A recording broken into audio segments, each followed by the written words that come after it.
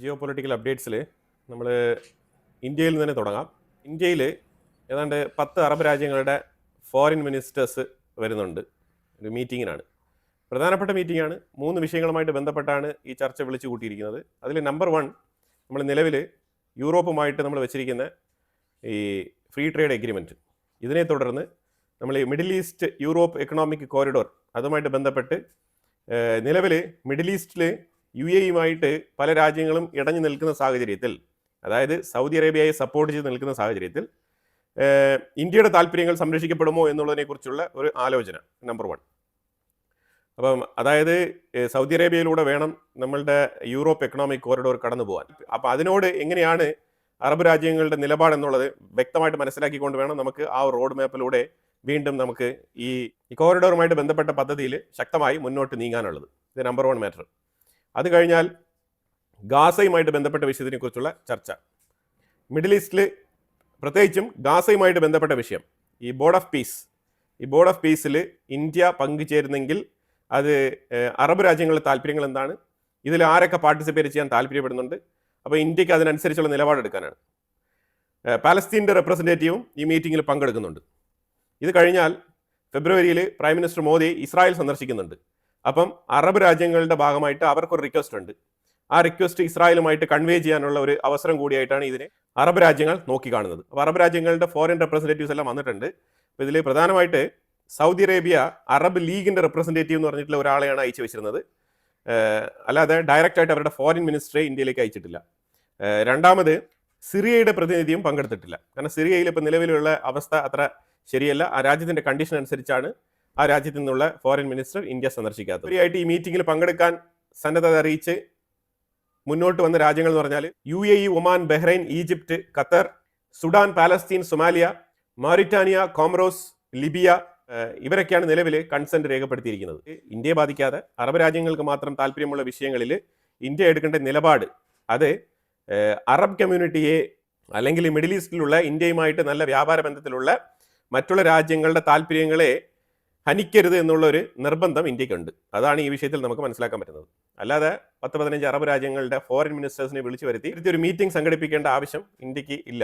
പക്ഷേ foreign policy എന്ന് പറയുന്നത് പലപ്പോഴും ഇങ്ങനെയാണ്, പലരുടെയും താല്പര്യങ്ങൾക്കൊത്ത് നമുക്ക് പ്രവർത്തിക്കേണ്ടി വരും. അപ്പോൾ അതിൻ്റെ ഭാഗമായിട്ടാണ് ഈ ഒരു മീറ്റിംഗ് ഇന്ത്യ നടത്തുന്നത്. തീർച്ചയായിട്ടും മിഡിൽ ഈസ്റ്റ് എന്ന് പറയുമ്പോഴത്തേക്കും ഇന്ത്യയുടെ തൊട്ടടുത്ത് കിടക്കുന്ന ഒരു ഹ്യൂജ് മാർക്കറ്റാണ്. അപ്പോൾ ആ മാർക്കറ്റ് സംരക്ഷിക്കുക എന്നുള്ളത് ഇന്ത്യയുടെ വളരെ ഇമ്പോർട്ടൻ്റ് ആയിട്ടുള്ള ഒരു വിഷയമായിട്ട് ഇന്ത്യ ഇപ്പോൾ കരുതുന്നുണ്ട്. അത് പ്രത്യേകിച്ച് അമേരിക്കയുടെ ഈ ഒരു 50% താരിഫ് നിലനിൽക്കുന്ന സാഹചര്യത്തിൽ ഈ മേഖലകളിലൊക്കെ വളരെ കൃത്യമായിട്ട് ഇന്ത്യ വളരെയധികം സൂക്ഷ്മത പാലിച്ചാണ് മുന്നോട്ട് പോകുന്നതായിട്ട് നമുക്ക് മനസ്സിലാക്കാൻ പറ്റുന്നത്. ഓരോ നീക്കങ്ങളും വളരെ കരുതലോടെയാണ് മുന്നോട്ട് നീക്കുന്നത്. നേരെ ഇറാനുമായിട്ട് ബന്ധപ്പെട്ട വിഷയത്തിലേക്ക് വന്നു കഴിഞ്ഞാൽ ട്രംപ് ആണെങ്കിൽ പണ്ട് പറഞ്ഞ രീതിയിലല്ല ഇപ്പോൾ പറയുന്നത്. ഇപ്പം അന്ന് പറഞ്ഞിരുന്നത് ഇറാനിയൻ ജനങ്ങൾ, ഇറാൻ്റെ ഉള്ളിൽ പ്രതിഷേധം നടത്തുന്ന ജനങ്ങളെ സംരക്ഷിക്കാൻ വേണ്ടിയിട്ട് അവർക്ക് പ്രൊട്ടക്ഷൻ കൊടുക്കാൻ വേണ്ടിയിട്ട് ഞാൻ വരികയാണെന്ന് പറഞ്ഞിട്ടാണ് അവിടെ നിന്ന് പടക്കപ്പലുകളൊക്കെ എടുത്തുകൊണ്ട് വന്നത്.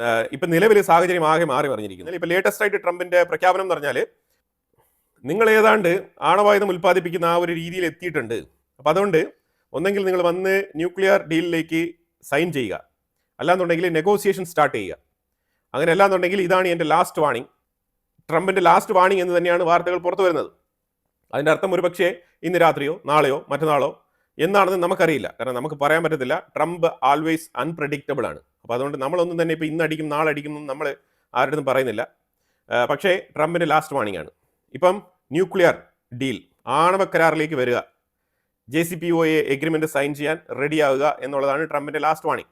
അതായത് എന്ത് പറഞ്ഞുകൊണ്ട് വന്നു, ഇപ്പം എന്തായി മാറി നിൽക്കുന്നു എന്ന് ചോദിച്ചു കഴിഞ്ഞാൽ ഇപ്പം exactly back to the same original പൊസിഷനിലേക്ക് പോയിരിക്കുകയാണ്. അതായത് ന്യൂക്ലിയർ ഡീലിലേക്ക് പോയിരിക്കുകയാണ് കാര്യങ്ങൾ. ഇതിൻ്റെ മീനിങ് എന്താണെന്ന് പറഞ്ഞാൽ ന്യൂക്ലിയർ ഡീൽ ആയി കഴിഞ്ഞാൽ പിന്നെ ആയത്തുൽ അലി ഖമനേയ്ക്ക് തുടർന്ന് ഭരണം നടത്താം. അങ്ങനെയാണല്ലോ അതിൻ്റെ മീനിങ്. അങ്ങനെയാണ് എനിക്ക് മനസ്സിലാക്കാൻ പറ്റുന്നത്. അപ്പോൾ ഇവിടെ റെജീം ചേഞ്ചിന് ഒരു പ്രസക്തിയും ഇല്ല എന്നുള്ളതാണ് മനസ്സിലാക്കാൻ പറ്റുന്നത്. അമേരിക്കയുടെ താല്പര്യങ്ങൾക്കൊത്ത് ആര് പ്രവർത്തിച്ചാലും ആ റെജീം തുടരാൻ അമേരിക്കയ്ക്ക് യാതൊരു മടിയില്ല. അപ്പോൾ അതുകൊണ്ട് റെജീം ചേഞ്ച് ആശയം, ഇസ്ലാമിക ഭരണകൂടം, IRGC എന്നൊക്കെ പറഞ്ഞിട്ട് കാര്യമൊന്നുമില്ല. അതൊക്കെ ആശയപരമായിട്ട് മതപരമായിട്ട് ചിന്തിക്കുന്ന ആൾക്കാർക്ക് ആ വിഷയങ്ങളിലേക്ക് ചർച്ചകൾ നടത്താം എന്നുള്ളതിലുപരിയായിട്ട് അമേരിക്കയുടെ താല്പര്യങ്ങൾ അങ്ങനെയല്ല എന്നുള്ളതാണ് മനസ്സിലാക്കേണ്ടത്. അമേരിക്കയുടെ താല്പര്യങ്ങൾ അമേരിക്കയ്ക്കൊത്ത് പ്രവർത്തിച്ചാൽ മതി. അമേരിക്കയുടെ ചൊൽപ്പടിക്ക് നടന്നാൽ സിറിയയിൽ ISISന്റെ തലവൻ ഇരുന്ന് ഭരിക്കുന്നുണ്ടല്ലോ, അപ്പോൾ അതേപോലെ എവിടെയും നടക്കും. അപ്പോൾ അതുകൊണ്ട് അതല്ല ഇവിടുത്തെ വിഷയം. അമേരിക്കയുടെ താല്പര്യം അതല്ല. അതൊക്കെ മറ്റുള്ളവർ പറയുന്ന വാർത്തകളാണ്, ഐഡിയോളജിക്കൽ തോട്ട് പ്രോസസ്സൊക്കെ പറയുന്നതാണ്. അത് സത്യമാണെങ്കിലും അല്ലെങ്കിലും അതിന് യാതൊരു പ്രസക്തിയുമില്ല എന്നുള്ളതാണ് മനസ്സിലാക്കേണ്ടത്. അപ്പോൾ ഇപ്പം നിലവിൽ ഒരു മീഡിയേഷൻ നടക്കുന്നുണ്ട്. ഇറാൻ ഞങ്ങളെ അടിച്ചാൽ തിരിച്ചടിക്കുമെന്നുള്ള ശക്തമായ നിലപാടിലാണ് ഉറച്ചു നിൽക്കുന്നത്. അപ്പോൾ അതിനെ തുടർന്ന് അവർ ഈ വിഷയം ഖത്തറുമായിട്ടും സൗദി അറേബ്യയുമായിട്ടും തുർക്കിയുമായിട്ട് ഷെയർ ചെയ്തിട്ടുണ്ട്. അപ്പം തുർക്കിയിലെ ഹക്കാൻ ഫിദാനെയാണ് ഇപ്പം അപ്പോയിന്റ് ചെയ്തിരിക്കുന്നത്. ഹക്കാൻ ഫിദാൻ ഇറാന്റെ ഫോറിൻ മിനിസ്റ്റർ അബ്ബാസ് അരക്ചിയുമായിട്ട് സംസാരിച്ചിട്ടുണ്ട്. പക്ഷേ അബ്ബാസ് അരക്ചി പോസിറ്റീവായിട്ടല്ല റെസ്പോണ്ട് ചെയ്തത് എന്നാണ് മനസ്സിലാക്കാൻ പറ്റുന്നത്. ഹക്കാൻ ഫിദാന്റെ സ്റ്റേറ്റ്മെന്റ് അങ്ങനെയാണ്. അപ്പോൾ അതിനെ തുടർന്ന് US-ഉമായിട്ടും ഇറാനുമായിട്ടും സൗദി അറേബ്യ, ഖത്തർ, തുർക്കി 3 രാജ്യങ്ങളുമാണ് അങ്ങോട്ടും ഇങ്ങോട്ടും നെഗോഷിയേറ്റ് ചെയ്തുകൊണ്ടിരിക്കുന്നത്. ഈ സാഹചര്യത്തിൽ ഇതുവരെ ഇറാന്റെ സൈഡിൽ നിന്നുള്ള ഒരു പോസിറ്റീവായിട്ടുള്ള സൈൻ കിട്ടിയിട്ടില്ല. അതായത് വന്ന് ഒപ്പിടാം എന്നുള്ള രീതിയിലുള്ള സൈൻ കിട്ടിയിട്ടില്ല. അതിന് പകരം ഇറാൻ പറഞ്ഞിരിക്കുന്നത് വളരെ വ്യക്തമാണ്. അതായത് ഞങ്ങളെ അപമാനിച്ചുകൊണ്ട്, ഇൽ ട്രീറ്റ് ചെയ്തുകൊണ്ട്, ഞങ്ങളുടെ മുന്നിൽ വാർഷിപ്പുകൾ കൊണ്ടിട്ടുകൊണ്ട് ഞങ്ങളെ മുട്ടുമടക്കിപ്പിക്കാം എന്ന് വിചാരിക്കേണ്ട. ഞങ്ങൾ അങ്ങനെ വരുന്ന ആൾക്കാരല്ല. നെഗോസിയേഷൻ തയ്യാറാണ്. പക്ഷേ നീ വാർഷിപ്പുകളൊക്കെ കൊണ്ട് നിന്റെ വീട്ടിലിട്ടിട്ട് ഇറാന്റെ ഉള്ളിലേക്ക് വരൂ, നമുക്ക് സംസാരിക്കാം. ഇതാണ് ഇറാന്റെ ലാംഗ്വേജ്. അപ്പോൾ അതായത് ഞങ്ങൾക്ക് റെസ്പെക്റ്റ് വേണം. മ്യൂച്വലി റെസ്പെക്റ്റ് ഇല്ലാണ്ട് അടിമകളെ പോലെ വന്നിരുന്ന് സംസാരിക്കാൻ കഴിയുകയില്ല. അങ്ങനെ തീർക്കുന്ന വിഷയമല്ല ഇത് എന്നുള്ളതാണ് ഇറാന്റെ നിലപാട്. അപ്പോൾ ഒന്നെങ്കിൽ അമേരിക്കയ്ക്ക് യുദ്ധം നടത്തേണ്ടി വരും, അല്ലാന്നുണ്ടെങ്കിൽ ഇറാന്റെ ചൊൽപ്പടിക്ക് അമേരിക്ക വഴങ്ങിയതായിട്ടുള്ള പേരുദോഷം കേൾക്കേണ്ടി വരും. ഈ 2 സാഹചര്യത്തിൽ എന്ത് തീരുമാനമാണ് ട്രംപ് എടുക്കാൻ പോകുന്നത് എന്നുള്ളതാണ് വളരെ നിർണായകം. അപ്പോൾ ഇതിനകത്ത് ഒരുപാട് ആയുധങ്ങളെ കൊണ്ട് ഇറക്കി വെച്ചിരിക്കുന്നതെന്ന് പറഞ്ഞാലും ഇവരുടെ സ്പൈ പ്ലെയിൻ, അതായത് വൈഫൈ ഇൻ ദ സ്കൈ എന്ന് പറഞ്ഞിട്ട് അമേരിക്കയുടെ പക്കൽ ഒരു എയർക്രാഫ്റ്റ് ഉണ്ട്. ഇത് സ്പൈ എയർക്രാഫ്റ്റ് ആണ്. അപ്പോൾ ഇത് വളരെ ഹൈ ആൾട്ടിറ്റ്യൂഡിൽ ഇരുന്നുകൊണ്ട് തന്നെ താഴെ എന്തൊക്കെ നടക്കുന്നു എന്നുള്ളത് വളരെ ഇന്റലിജന്റ് ആയിട്ട് ക്യാപ്ചർ ചെയ്യാൻ പറ്റുന്ന ടെക്നോളജി ഇന്റഗ്രേറ്റ് ചെയ്തിരിക്കുന്ന ഒരു എയർക്രാഫ്റ്റ് ആണ്. ആ എയർക്രാഫ്റ്റ് ഒക്കെ യുദ്ധം തുടങ്ങുന്നതിന്റെ ഏതാണ്ട് മണിക്കൂറുകൾക്ക് മുമ്പ് ട്രൂപ്പിൽ ഇൻടാക്ട് ചെയ്ത് അതുമായിട്ട് ബന്ധപ്പെട്ട ഓപ്പറേഷൻസ് നടപ്പിലാക്കുന്നതാണ് അമേരിക്കയുടെ രീതി. അപ്പോൾ ആ രീതി വെച്ച് നോക്കുമ്പോൾ ഇപ്പം ഇറാന്റെ മേളിൽ ആ എയർക്രാഫ്റ്റ് ഒക്കെ കൊണ്ടുവന്നിട്ടുണ്ട് എന്നുള്ളതാണ് അറിവ്. ഇപ്പൊ അവസാനമായിട്ട് അമേരിക്ക പറഞ്ഞുകൊണ്ടിരിക്കുന്നത് IAEA ഇന്റർനാഷണൽ ആറ്റമിക് എനർജി ഏജൻസിയുമായിട്ട് ബന്ധപ്പെട്ട് ഈ ന്യൂക്ലിയർ സൈറ്റുകൾ കംപ്ലീറ്റ് ആയിട്ട് പരിശോധന നടത്താനും അതിലേക്കുള്ള ഡീലിലേക്ക് വരണം ഇറാൻ എന്നാണ് ഇപ്പം അവസാനത്തെ പ്രഖ്യാപനം. ഇനിയിപ്പോൾ ഇത് ഏത് രീതിയിൽ മാറിത്തീരും എന്നുള്ളത് നമുക്കറിയില്ല.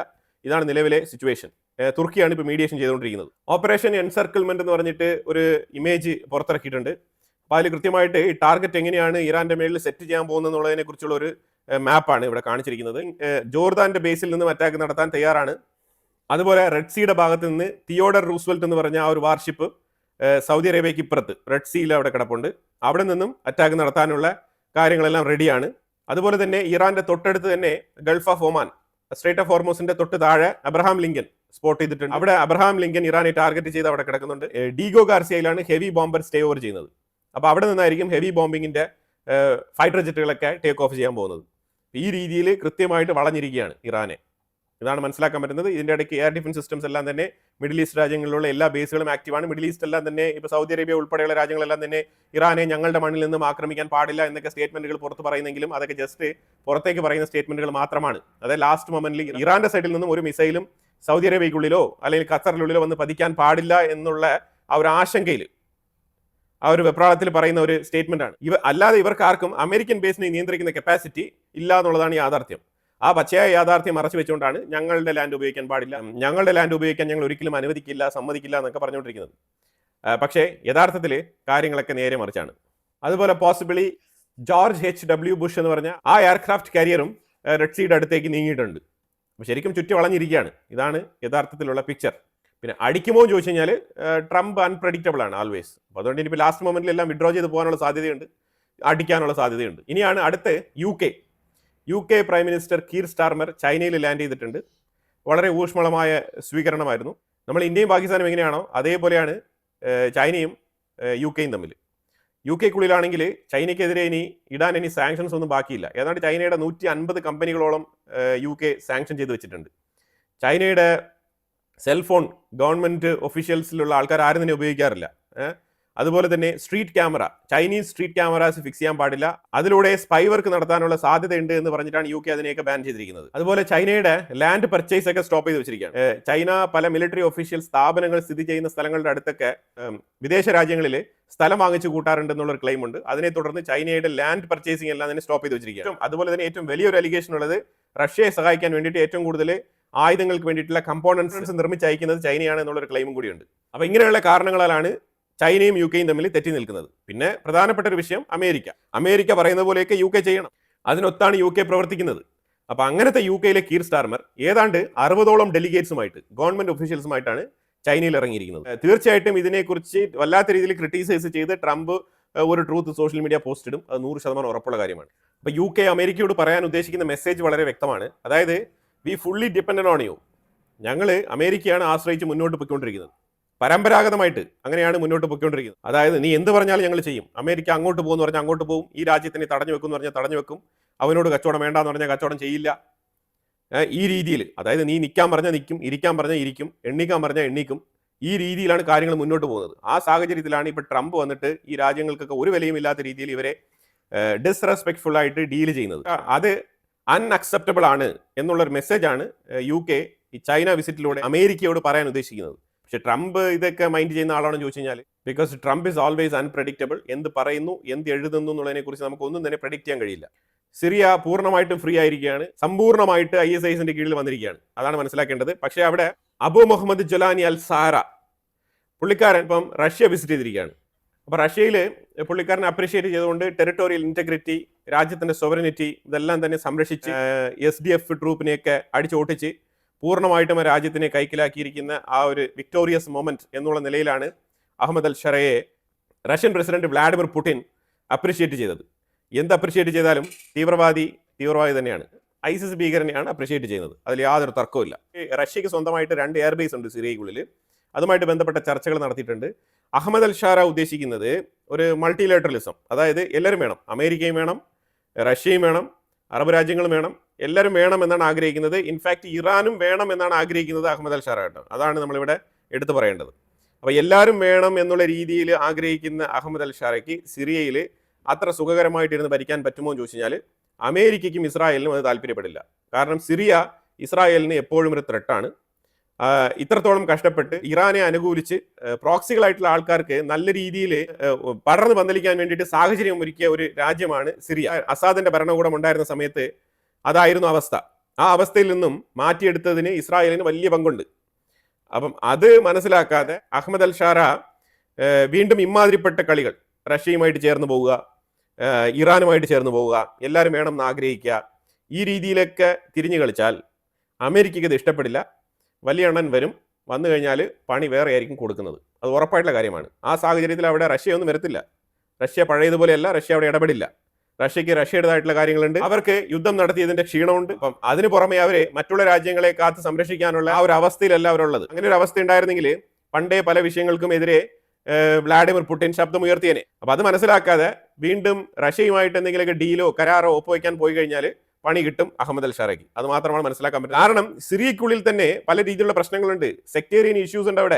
അവിടെ ഐസിസിന്റെ സാന്നിധ്യം വളരെ കൂടുതലാണ്. അവിടെ ഇയാൾക്ക് മാത്രമായിട്ട് ഒന്നും തന്നെ ചെയ്യാനില്ല. പിന്നെ ഇപ്പോൾ തൽക്കാലം ഒരു അഡ്ജസ്റ്റ്മെന്റിൽ ഇത് മുന്നോട്ട് കൊണ്ടുപോയിക്കൊണ്ടിരിക്കുകയാണെന്ന് മാത്രം. അപ്പോൾ ഇതാണ് സിറിയയുമായിട്ട് ബന്ധപ്പെട്ട പുതിയ ഡെവലപ്മെന്റ്സ്. സ്പെയിൻ ആണെങ്കിൽ ഇന്ത്യക്ക് ലോങ് ടേം വിസ അലോക്കേറ്റ് ചെയ്യാണ്. അതായത് 5 വർഷത്തേക്ക്, അതായത് ടൂറിസ്റ്റ് വിസയിൽ പോയിട്ട് പോലും നിങ്ങൾക്ക് വിസ കൺവേർട്ട് ചെയ്ത് 5 വർഷത്തേക്ക് ലോങ് ടേം വർക്ക് വിസയായിട്ട് മാറ്റി അവിടെ പണിയെടുക്കാം എന്നാണ് സ്പെയിൻ ഇപ്പോൾ പറയുന്നത്. പക്ഷേ സ്പെയിൻ ഈ വിസ നിയമങ്ങളിൽ നിർണായകമായിട്ടുള്ള മാറ്റങ്ങളാണ് കൊണ്ടുവരുന്നത്. 5 ലക്ഷം ഇല്ലീഗൽ എമിഗ്രൻറ്റുകൾക്ക് വർക്ക് വിസ കൊടുക്കാൻ തീരുമാനിച്ചിട്ടുണ്ട്. 5 ലക്ഷം. ഇതാണ് അവരുടെ പുതിയ പ്ലാൻ. ഈ പ്രപ്പോസൽ എന്താണെന്ന് പറഞ്ഞാൽ, ഒരു സൈഡിൽ അമേരിക്ക യൂറോപ്യൻ രാജ്യങ്ങളെ ഞങ്ങൾ എന്തുകൊണ്ടാണ് മാറ്റി നിർത്തുന്നത് എന്ന് പറഞ്ഞു കഴിഞ്ഞാൽ അവർ ഒരുപാട് ഇല്ലീഗൽ എമിഗ്രൻറ്റുകളെ കൊണ്ടുവന്നതിന് തീവ്രവാദികൾ ആരാണെന്ന് തിരിച്ചറിയാൻ പറ്റാത്ത രീതിയിലാണ് പലർക്കും സിറ്റിസൺഷിപ്പ് കൊടുത്തിരിക്കുന്നത്. പല റെഫ്യൂജികളും അത് ഉപയോഗിച്ചുകൊണ്ട് അമേരിക്കയുടെ ഉള്ളിലേക്ക് കടന്നു വരാനുള്ള സാധ്യതയുണ്ട്. അപ്പോൾ അതുകൊണ്ടാണ് ഞങ്ങൾ യൂറോപ്പിനെ മാറ്റി നിർത്തുന്നത് എന്നാണ് അമേരിക്കയുടെ സൈഡിൽ നിന്ന് പറഞ്ഞിരിക്കുന്നത്. യൂറോപ്പിനെ സെപ്പറേറ്റ് ചെയ്യുന്നതിൻ്റെ കാരണം ചോദിച്ചപ്പോഴാണ് ഈ രീതിയിലുള്ള എക്സ്പ്ലനേഷൻസ് അമേരിക്കയുടെ സൈഡിൽ നിന്ന് വന്നിരിക്കുന്നത്. ഓക്കെ, അതൊരു പരിധിവരെ നമുക്ക് ഓക്കെ ആണെന്ന് പറയാം. അതിനകത്ത് എതിർത്തൊന്നും പറയാനില്ല. അത് രാജ്യത്തിൻ്റെ സ്വന്തം തീരുമാനമാണ്. അമേരിക്കയ്ക്ക് അങ്ങനെ തീരുമാനം എടുക്കാനുള്ള എല്ലാ റൈറ്റും ഉണ്ട്. പക്ഷേ ആ വിഷയം കൃത്യമായിട്ട് ഓപ്പണായിട്ട് തുറന്ന് പറഞ്ഞ് ഡിസ്കസ് ചെയ്ത് ആ രീതിക്ക് മുന്നോട്ട് പോകണം. ആ വിഷയത്തിനെ വെച്ചിട്ട് ഈ വ്യാപാര ബന്ധങ്ങളെയൊക്കെ അങ്ങോട്ടും ഇങ്ങോട്ടും തകിടം മറിക്കേണ്ട ആവശ്യമില്ല എന്നുള്ളതാണ് എൻ്റെ അഭിപ്രായം. അപ്പോൾ ആ സാഹചര്യത്തിൽ യൂറോപ്പിൽ തന്നെ കൃത്യമായിട്ട് അതിനെതിരെയുള്ള നടപടിയായിട്ടാണ് സ്പെയിൻ്റെ ഈ തീരുമാനത്തിനെ ഇപ്പം നോക്കിക്കാണാൻ പറ്റുന്നത്. ഇപ്പോൾ സ്പെയിൻ ഇന്ത്യക്കാർക്ക് വിസ കൊടുക്കാമെന്ന് പറഞ്ഞിട്ടുണ്ട്, അത് വേറെ വിഷയം. പക്ഷേ അതേസമയം അവിടുത്തെ ഇല്ലീഗൽ എമിഗ്രൻറ്റുകളെ അവർ ലീഗലൈസ് ചെയ്യാൻ പോവാണ്. അതും കൂടി സ്പെയിൻ പറഞ്ഞു വെച്ചിട്ടുണ്ട്. ഒന്നെങ്കിൽ പോപ്പുലേഷൻ്റെ പ്രശ്നമാവാം, ഇല്ലെങ്കിൽ വർക്ക് ഫോഴ്സിൻ്റെ കുറവാവാം. അപ്പം സ്കിൽഡ് വർക്കേഴ്സിനെ കിട്ടാത്തത് കൊണ്ട് ഇന്ത്യയിൽ നിന്ന് ഹയർ ചെയ്യാം. ടൂറിസ്റ്റ് വിസയിൽ വന്നാൽ തന്നെയും അവർക്ക് എക്സ്റ്റെൻഡ് ചെയ്ത് 5 വർഷത്തെ വിസയായിട്ട് മാറ്റാം എന്നൊക്കെയുള്ള പോളിസികളാണ് സ്പെയിൻ മുന്നോട്ട് വെക്കുന്നത്. പക്ഷേ ഇതിലൊരു കാര്യം മനസ്സിലാക്കേണ്ടത്, ഇമിഗ്രൻറ്റുകളുടെ ഇഷ്യൂ എന്ന് പറയുന്നത് സ്പെയിൻ്റെ ഉള്ളിൽ നല്ല രീതിയിൽ വർദ്ധിച്ചിട്ടുണ്ട്. അവിടുത്തെ പ്രൊട്ടസ്റ്റുകളും അവിടുത്തെ കാര്യങ്ങളൊക്കെ നോക്കിക്കഴിഞ്ഞാൽ നമുക്കത് മനസ്സിലാക്കാൻ പറ്റും. സോഷ്യൽ മീഡിയയിൽ തന്നെ വളരെയധികം കുമിഞ്ഞു കിടപ്പുണ്ട് ഈ സ്പെയിനിൽ നടക്കുന്ന വിഷയങ്ങളെക്കുറിച്ചുള്ള വീഡിയോസ്. അത് കണ്ടു കഴിഞ്ഞാൽ തന്നെ മനസ്സിലാവും അവിടെ പോയിട്ട് സമാധാനമായിട്ടുള്ളൊരു ജീവിതം നയിക്കാമെന്ന് പറഞ്ഞു കഴിഞ്ഞാൽ അത് വളരെ ബുദ്ധിമുട്ടുള്ള കാര്യമായിട്ട് മാറിയിരിക്കുകയാണ്. 10 വർഷത്തിന് മുമ്പുള്ള സ്പെയിൻ അല്ല ഇപ്പോൾ. സ്പെയിൻ്റെ അവസ്ഥ ആകെ മാറിയിരിക്കുന്നു എന്നുള്ളതാണ്. സ്പെയിൻ്റെ അവസ്ഥ മാത്രമല്ല, യൂറോപ്പിലുള്ള മിക്ക രാജ്യങ്ങളുടെയും അവസ്ഥ അപ്പാടെ മാറിയിരിക്കുന്നു. ഇറ്റലിയൊക്കെ താറുമാറായിരിക്കുന്നതാണ് പറയാനുള്ളത്. ഗ്രീസ്, എണ്ണി പറയാം, ഒരുപാട് രാജ്യങ്ങളുണ്ട്. അപ്പോൾ ഈ സാഹചര്യത്തിലാണ് സ്പെയിൻ ഇങ്ങനൊരു തീരുമാനമെടുത്തിരിക്കുന്നത്. ഇതിൻ്റെ ഫ്യൂച്ചർ വയബിലിറ്റി ഇത് വൺസ് ആപ്ലിക്കബിൾ ആയതിനു ശേഷം മാത്രം, ഇത് നടപ്പിലായതിനു ശേഷം മാത്രമേ നമുക്ക് അറിയാൻ പറ്റുള്ളൂ. നടപ്പിലായ ഉടനെ മാത്രമല്ല, നടപ്പിലാക്കി കുറച്ച് വർഷങ്ങൾക്ക് ശേഷം മാത്രമേ ഇതിൻ്റെ എക്സാക്ട് റിസൾട്ട് നമുക്ക് മനസ്സിലാക്കാൻ പറ്റുള്ളൂ. ഇതിനെക്കുറിച്ചുള്ള അഭിപ്രായങ്ങൾ കമന്റ് ബോക്സിൽ രേഖപ്പെടുത്തുക. കൂടുതൽ വാർത്തകളുമായിട്ട് അടുത്ത വീഡിയോയിൽ വരാം. Thank you so much.